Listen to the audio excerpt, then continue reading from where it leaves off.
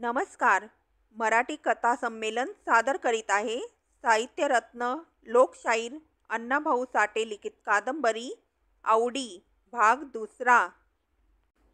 पुणे कोल्हापूर हा पोलादी मार्ग दुथप्पा असलेल्या गर्द झाडीतून नागमोडी वळण घेत धावत होता आणि त्या मार्गावरून ती मोटार झेपावत होती. तिचा वेग सारखा वाढत होता आणि कोल्हापूरकडे भन्नाट पळत होती. बाजूचे प्रचंड वृक्ष भराभर मोटारीकडे येऊन तितक्याच वेगानं मागं झुगारले जात होते. त्या मोटारीत बसलेल्या प्रवाशांना आपण पाळण्यातच बसलो आहोत असं वाटत होतं. नागू संचित होऊन बाहेर पाहत होता. सूर्य मावळतीकडं निघाला होता. त्याची तिरपी किरणं सृष्टीला गोंजारत होती. गर्द हिरवी झाडी त्या मावळत्या प्रकाशात डोलत होती. नुकताच पावसानं आपला तळ उठवला होता, पण त्यानं निर्माण केलेला गारवा अजून धरणीच्या पोटात कायम होता आणि त्यामुळे झाडाझुडपांना बिलवरी बहर आला होता. तो पाहून डोळे दिपत होते. कीर झाडीत झाकलेल्या सह्याद्रीच्या विशाल ओळी दुरून साजऱ्या वाटत होत्या. प्रवासी ती शोभा पाहून तल्लीन झाले होते. ती सस्यश्यामला महाराष्ट्र धरणी पाहून कित्येक मनात दंग झाले होते. ती मोटार तेव्हा महाराष्ट्राच्या काळजावरून साताऱ्याच्या धरणीवर धावत होती. तिचा वेग वाढत होता.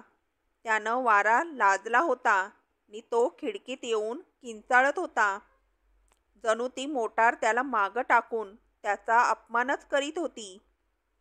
परंतु ती मोटार उंच सह्याद्रीच्या पायथ्याशी येताच फार तर मुंगळ्या एवढीच भासत होती. तो माणूस तसा पुढे आला आणि आपण उगीच भ्यालो. त्यापूर्वी आपण कुठंतरी पाहिला होता, पण मग त्याला भिण्याचे कारण काय? नागू आपल्या मनाला निर्भय करीत होता. नकळत त्याची मान वळली आणि डोळ्यांनी दगा दिला. नागू पुन्हा दचकून उद्गारला, धनाजी. आठवणीचं दार खाडकन उघडलं आणि ते शब्द बाहेर पडले. पुन्हा तो भयभीत झाला. त्याच्या तोंडचं पाणीच पळालं. आपला हा क्रूर मृत्यू, हाडवैरी आपल्याच मोटारीत बसून आपल्याबरोबर प्रवास करीत आहे हे पाहून तो अस्वस्थ झाला. अरे रे, घात झाला असं म्हणून त्यानं समोर पाहिलं. धनाजी दरवाजाजवळच्या सीटवर बसला होता. आता आपली शिकार पळणार नाही असा भाव त्याच्या चेहऱ्यावर तळपत होता. त्याच्या हातातील ती कुऱ्हाडीचा दांडा उभा होता आणि त्याची तीक्ष्ण नजर नागूच्या मानेवर वज्रलेप झाली होती. वैरी काबूत आहे याचं त्याला समाधान झालं होतं. आता त्याला सोडायचं नाही. आपल्या वैऱ्याची आज समाप्ती होणार या विचारानं धनाजी धुंद झाला होता आणि नागू बावचळला होता. त्याचं मन विचारचक्रात गिरक्या घेत होतं. हा भयंकर माणूस आहे. हा माणसातून उठला असावा, म्हणूनच तो बेदरकार दिसत आहे. याला जगण्याची इच्छाच नसावी. रामोशी लोक वाईट, ते डाव धरूनच घाव घालतात. हा धनाजी आत इतकी वर्ष ती वैराची आग पदरी बांधून बसला आहे नव्हे, तुरुंगापर्यंत आला आहे आणि आज आपली सुटका होताच यानं आपला पाठलाग आरंभला आहे. केवढं हे आश्चर्य! याला कसा टाळावा, कसा चुकवावा आणि कुठं जावं? त्याच्या हातात ती काठी नव्हे, तो कुऱ्हाडीचा दांडा आहे. वेळ आली की हा कुऱ्हाड ठोकून तयार होणार आणि माझ्याकडं हत्यार नाही. मी कसा लढणार? मला वाटत होतं मी घरी जाईन, बापाकडं दयेची भीक मागीन, पुन्हा संसार करीन. लोक माझा अपराध विसरतील. मी कुस्ती खेळेन. 35 वर्ष म्हणजे काहीच नाही. एकाच वर्षात मी तयारी करू शकतो आणि करीन. पुन्हा मी फड गाजवीन. पुन्हा लोक मला हार घालतील, पैसा देतील. पण हे तर भलतंच झालं. तुरुंगातून बाहेर पडताच ही पीडा मागं लागली. माझी निराशा झाली. नागू मनाशी बोलत होता. नकळत त्याची मान वळत होती. डोळे त्याला चकवून धनाजीला पाहत होते आणि नागूचा जीव गुदमरत होता. मोटार पळत होती. तिचा पळ वाढत होता. मैलाचे दगड मागं सरकत होते आणि कराड जवळ येत होते. सूर्य एका डोंगरावर उभा होता. तो हळूहळू बुडत होता.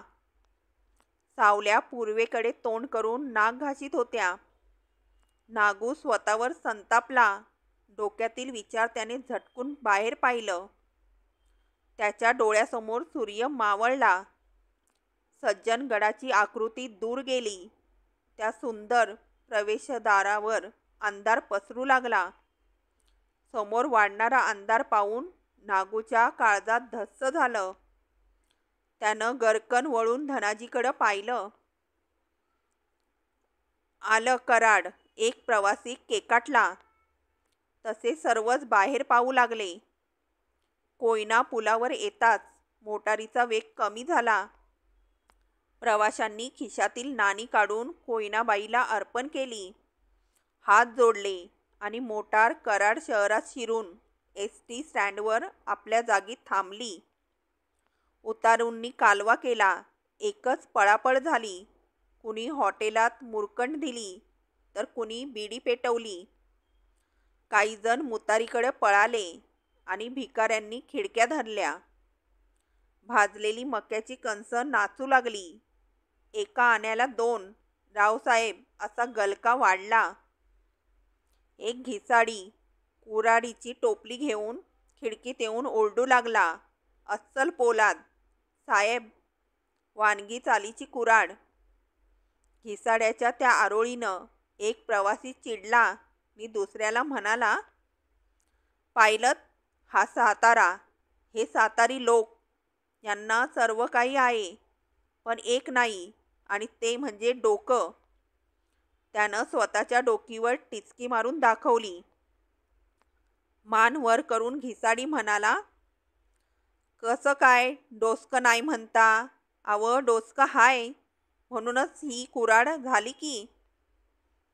कशाला झाली? तो रावसाहेब चिडून म्हणाला. कुऱ्हाड झाली की माणसं माराया. अरे बाबा, तिकडचा गुजराती बनिया मुंबईत येऊन सोन्या चांदीचा व्यापार करतो, मोटारी उडवतो, आणि तुम्ही इथं ह्या कुऱ्हाडीचा व्यापार करून डोकी तडकता. म्हणूनच या जिल्ह्यात रोज खून होतात. खरं आहे तुमचं, पर खून करायला बी काळीज लागतं. ज्याच्या पोटात सशाचं काळीज आहे ते खून बघून मरतं. असं म्हणून घिसाडी पुढे गेला. नि ते ऐकून नागू दचकला. तोच मोटारीचा कर्णा वाजला.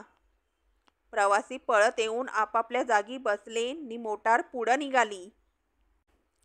मोटारीनं कराड मागे टाकलं होतं आणि ती पूर्वीच्याच वेगानं इस्लामपूर जवळ करीत होती. बाहेर अंधार मी म्हणत होता.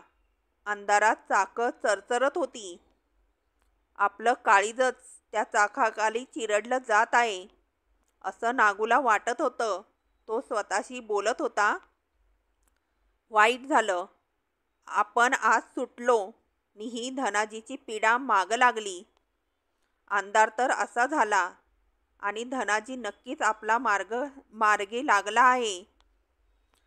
आज काहीतरी विपरीत होणार. काय करावं?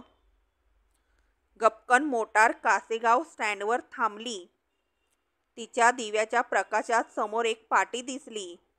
वाटेगाव 2 मैल. ही अक्षरं नागूनं वाचली.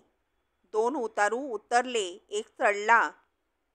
आपणही इथं उतरून सरळ वाटेगावला जावं आणि एवढी रात्र गोपाळ चौगुल्याकडं काढावी असा विचार त्याला सुचला. पण त्याच वेळी मोटार पुढं निघाली आणि नागूची निराशा झाली.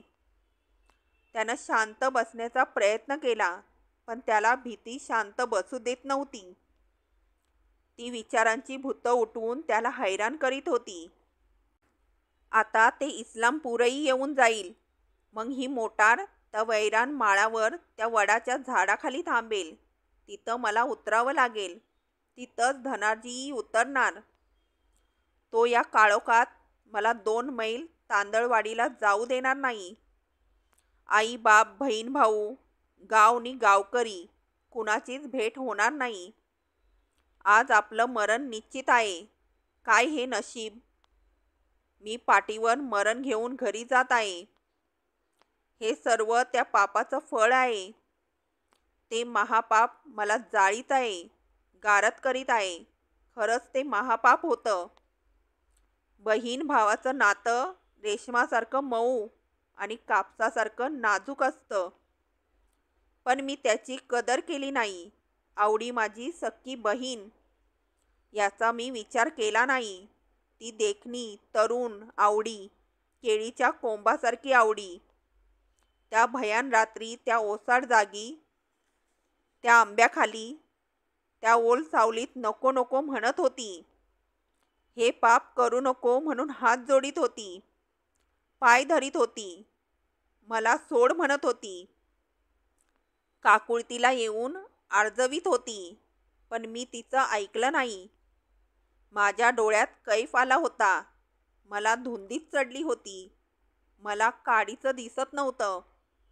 मला आवडीची विनंती ऐकू येत नव्हती. माझी विचारशक्ती नष्ट झाली होती. आवडीची करुण विनवणी माझ्या कानात शिरली नाही. मी उन्मत्त होऊन तो दुराचार केला. ती गरीब आवडी, प्रेमळ नि निर्मळ आवडी माझ्या बळापुढं गलित गात्र झाली, पराभूत झाली नि निपचीत पडली. पुन्हा बोलली नाही. ती मानी करारी नि बंडखोर आवडी शांत झाली. मी ते महापाप करून मोकळा झालो. काय तो भयंकर प्रसंग, ती रात्र आणि ते कृत्य. त्याचंच हे प्रायचित्त आहे. 12 वर्ष भोगूनही ते संपत नाही, संपणार नाही. ते मसनापर्यंत माझा पाठपुरावा करूनच थांबणार आहे.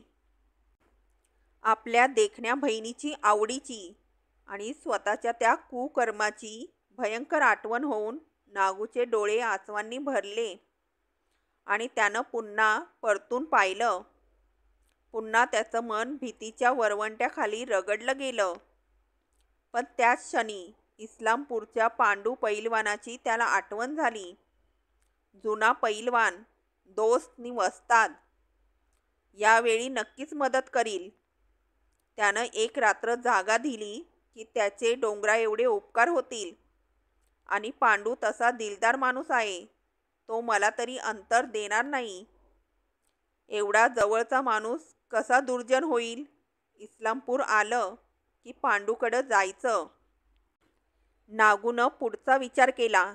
पांडूच्या नावानं त्याला धीर आला. पांडूनं मदत केली तर मी कुणालाच भिणार नाही. मग एक नव्हे 100 धनाजी येऊ दे, डरणार नाही असं म्हणून त्यानं मनाची तयारी केली. आणि इस्लामपूर येऊन आदळले. मोटार थांबताच प्रवाशांनी एकच गोंगाट केला. दारात झिंबड झाली. उतरणारे चढणाऱ्यांवर खेकसू लागले. चढणारे उतरणाऱ्यांना रेटू लागले. अरे मागसरा, सारून घ्या. ह्या हल्लकल्लोळात नागूनं संधी साधली आणि मोटारीबाहेर पडून तो पळत सुटला. पांडू वस्तादाचं घर आठवीत तो एका गल्लीत शिरला. गावात सामसूम झाली होती. सर्व कवाडं बंद होती. माणसं निजली होती. वातावरण भकास झालं होतं. नगरपालिकेचे दुबळे दिवे कसे तरी जळत होते. केकड्यांची झुळुकरं सामुदायिक डोळ्यांनी गावाची घाण पोटात भरीत होती. वडारांची गाढवं ओल सावलीत उभ्या उभ्या आराम करीत होती. एखादं गाढव मध्येच 3 ताल भुंकून गावाची निजमोड करीत होतं. नागू कावराबावरा होऊन एका दारात आला.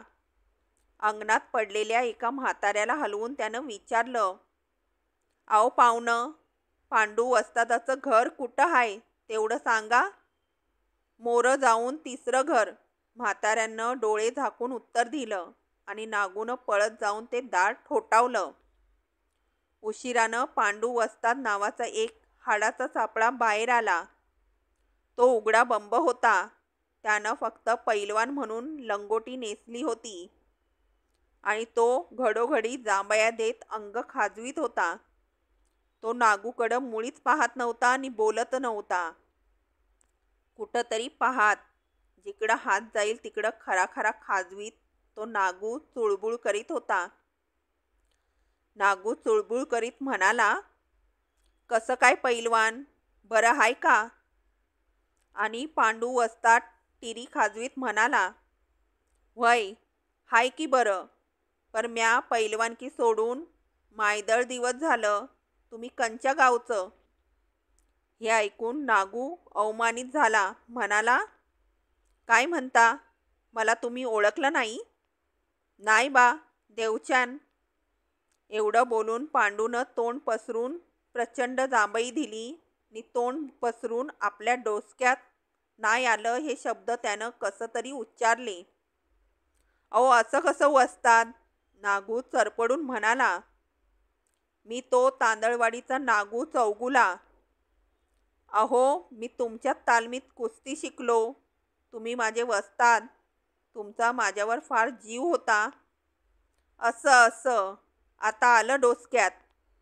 पांडू डोकं खाजवीत म्हणाला, म्हणजे ती सख्या बहिणीची भानगड करून तुरुंगात गेल्याला? पांडूच्या या शब्दांनी नागूच्या जिवारी घाव घातला. त्याला मोठा धक्का बसला. तो काहीच बोलला नाही. पण पांडू खाकरून अंगाला आळोके पिळोके देत हाडं सैल करीत म्हणाला, बरं, पर अशा अपराती येणं का केलं? आजच मी सुटलो. म्हटलं सहज जाता जाता भेटून जावं. नागू म्हणाला, आणि आजची रात्र मला जागा द्या. सकाळी मी जाईन. छा छा, तेवढं बोलू नका. पांडू भकास चेहरा करून लटकत हसत म्हणाला, अजून तशी रात्र झालेली नाही. नी तांदळवाडी काय लांब नाही. शिवाय माझी वाईच अडचण आहे. म्हणजे बाळातपणासाठी काल माझ्या 4 लेकी आल्या ती. तुम्ही ती भगिनीची भानगड केली. ते म्या तुम्हासनी घरात जागा दिली. हे जर का त्या पोरीसनी समजलं तर त्या पोरी माझी जोड्यानं गुळगुळीत हजामत करतिल्या. देवचान. असं म्हणून त्यानं काखा वर करून बगला खाजरवायला सुरुवात केली. नागू रडकुंडी येऊन म्हणाला, पहिलवान, माझ्या मागं पिडा लागली आहे. मला यावेळी नाही म्हणू नका. तो धनाजी रामोशी माझ्या मागं लागला आहे. तो अशा रात्री माझा खून करील. तेव्हा कृपा करून मला आश्रय द्या. अरे देवार, मग तर बोलूच नका. पांडूनं स्पष्ट नकार दिला आणि त्याच वेळी एक प्रचंड सावली दुरून येऊन पांडूच्या भिंतीवर स्थिर झाली. त्या सावलीच्या हातात आता कुऱ्हाडीची आकृती दिसत होती. सावली पाहून नागू गांगरला. भिंतीकडं बोट करून म्हणाला, पैलवान, ही बघा. आणि ती सावली पाहून पांडू घाबरला. म्हणाला, मी दार उघडतो. माझ्या घरात शिरून परसदारानं पळा. बरं एवढं तरी करा, नागू म्हणाला. आणि पांडूनं दार उघडून नागूला घरात घेतला आणि लगेच परसदारा वाटे बाहेर घालवला आणि मग दोन्ही दारं बंद करून पटकन अंथरुणावर पडला. त्यानं बाहेरचा कानोसा घेतला. कुणीतरी पळत पळत पुढं गेलं. जाऊ दे तिकडं, कुत्रा आणि चंबडं जाणं, असं म्हणून त्याने डोळे झाकून घेतले. नागू पळत होता. जीव मुठीत घेऊन तो दौड मारीत होता. त्यानं मृत्यूला चकवलं होतं. आजचं मरण उद्यावर लोटलं होतं. त्यानं सरळ मार्ग सोडून आड मार्ग धरला होता. गावाची, माणसांची, दोस्तांची त्याला भीती वाटत होती. आपल्याला कोणीही आसरा देणार नाही याबद्दल त्याची खात्री झाली होती. पांडूच्या वर्तनानं तो पोळला होता. तेथून पुढं आपण पुन्हा दोस्ताकडं मुळी जायचं नाही असा त्यानं निश्चय केला होता. पांडूच्या शब्दानं नागूला आपल्या बदलौकिकाची कल्पना आली होती. आई बाप गणगोत दोस्त मित्र जर असं वागतील तर आपला हा जन्म व्यर्थ आहे. त्या जगण्यात राम नाही मग तुरुंगच बरा होता. तिथं भीती तरी नव्हती. पण हे काय, नदीला महापूर येताच पण अखेर पाणी निघून जातच ना. पाणी जाग्यावर राहत नाही. निर्जीव दगड जागा सोडतो. दगडाचा देव होतो. लोखंडाचा कठीणपणा जाऊन ते मेणासारखे मऊ होते. मग माझेच पाप का दडत नाही? त्यावरच तेवढी माती का पडत नाही? माझा अपराध मेरूसारखा अचल नि अक्षय कसा, तो का दडत नाही? लोक त्याला का विसरले नाहीत? अशा अनंत विचारांचे काहूर डोक्यात घेऊन नागू पळत होता. काळोखात धडपडत होता. थांबून दम घेत होता आणि पुन्हा पळत होता. तो तांदळवाडीच्या शिवारात शिरून गावाकडं फिरला. तोच त्याला पुन्हा संशय आला. धनाजी इस्लामपूर शोधून नक्कीच तांदळवाडीला येणार. तेव्हा आपण सरळ डोंगरात जावं. थोडं थांबून मग पुढं काय करायचं ते ठरवावं. असा विचार करून तो पुन्हा डोंगराकडं वळला. एका उंच जागी जाताच त्यानं उभ्यानं अंग टाकलं. तो फार दमला होता. त्याचं अंग ठणकत होतं आणि पोटात भूक भडकली होती. तो बराच वेळ तसाच पडला. डोंगर शांत होता. वातावरण मळगळीला आलं होतं. या डोंगरात आपण सुरक्षित आहोत. आता भीती नाही असं नागूला वाटत होतं. पण दुसऱ्या क्षणी तो स्वतःला विचारित होता, जर तो धनाजी इथपर्यंत आला तर? माग काढणं हा रामोशांचा धंदाच आहे. मग काय? त्यानं कानोसा घेतला. जवळच एक ओघळ होती. पाणी खळखळत तळवटाकडं पळत होतं. नागूला आनंद झाला. त्यानं हळूच उठून पोटभर पाणी पिऊन भूक शांत केली आणि पुन्हा आपल्या जागी येऊन पडला. उशिरानं चंद्र उगवला. दाई दिशा उजळल्या. हिरव्या वनराजीवर रुपेरी रंग लवंडू लागला. नागूला आनंद झाला. त्यानं चटकन उठून खाली तळवटाकडं पाहिलं. तांदळवाडी दिसत होती. पलीकडं वारणा नदीचं पात्र उन्हात पडलेल्या तलवारीसारखं दिसत होतं. आपण आत्ताच गावात जावं. घरच्या माणसांना भेटावं. भाकरी खावी आणि पुन्हा डोंगरात यावं. काही दिवस असंच करावं. गाव भावकी यांचा कल पाहावा. त्यांचं पाठबळ उभं करावं आणि मग धनाजी पुढं उभं राहावं असा विचार करून तो उठला आणि मांजराप्रमाणे हळूच गावात शिरून घराकडे निघाला. गाव निश्चित पडला होता. रातकिडे चिरकत होते. मध्येच एखादी पाल चुकचुकत होती. वातावरण सुन्न झालं होतं. नागू आपल्या घरापुढं आला. त्यानं कानोसा घेतला आणि हाक मारली, आई. बयाबाईनं दार उघडलं. दिवा लावला. नागूला पाहून तिला हुंदका आला. पण दाताखाली होठ धरून तिनं तो गिळून घेतला. 12 वर्षांनी ती आपल्या मुलाला पाहत होती. पण सोप्यात निजलेला तायबा तसाच पडला होता. घरात पोरं बाळं जागी झाली होती. चौकटीच्या आत सारजा बुजून बसली होती. कवा सुटलास? बयानं विचारलं. आजच. कसं काय? सर्व खुशाल आहेत? नागूनं शांतपणे विचारलं. समधी बरी आहे ती. बया उतरली. अक्का कधी सुटली? 4 महिनं झालं. नांदगावला गेली होती का? व्हय, पण मालकानं घरात घेतली नाही. नागूला पाहून घरात पोळबाळं दचकली होती. कळत्या पोरी घाबरल्या होत्या. नागूच्या सुटकेनं आनंद होण्याऐवजी सर्वांना दुःखच झालं होतं. त्या सर्वांना आवडीची आठवण आली होती. तात्याबा जागाच होता. त्याच्या डोळ्यापुढे आवडीची ती देखणी मूर्ती उभी राहिली होती. तो रडत होता. नागू नंतर म्हणाला, आई, आबाला उठव की. कशाला? तात्याबा उठून बसत म्हणाला, उठून काय करू? तू कुठं लढाई मारून आलास? मी म्हणतो, तू या घराला आलासच का? घराण्याचं नाव इब्रत नरकात घालणारा तू, तुला काय म्हणावं? मग बाकी काय राहिलं? नागू चरपडत म्हणाला, सगळं म्हणून घेतलंच. मग मी म्हणतो, हे म्हणणं कुणाचं? तुमचं एकट्याचं का आणि? माझं एकट्याचं नवं. तात्याबा वैतागून म्हणाला, ह्या घराचं, ह्या गावचं, ह्या खोऱ्याचं, साऱ्या गणगोताचं, साऱ्या आलम दुनियेचं हेच म्हणणं की तू गैर वागलास. ठीक आहे, असू द्या, पाहू पुढं कधीतरी. नागू खचलेल्या स्वरात म्हणाला, आई, मला भाकरी बांधून दे, एक घोंगडं दे, मी जातो. बयानं 4 भाकरी, चटणी बांधली, एक घोंगडं दिलं आणि विचारलं, कुठं जाणार? ते कसं सांगू? असं म्हणून नागू उठला. खुटीची कुऱ्हाड घेऊन म्हणाला, आई, आता मी फार दूर जाणार नाही. फार दूर जाऊन आलो.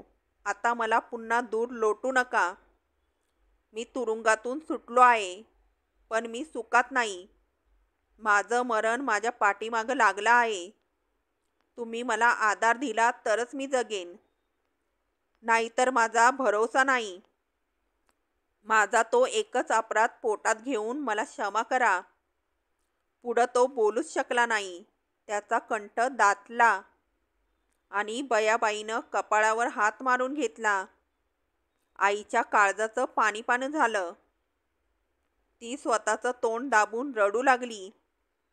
तिच्या आसवांनी नागूला क्षमा केली, पण आवडी, नागूचा तो गुन्हा आणि त्यामुळे चौगुले घराण्याचा झालेला दुर्लौकिक याचं काय, हा प्रश्न कायम होता.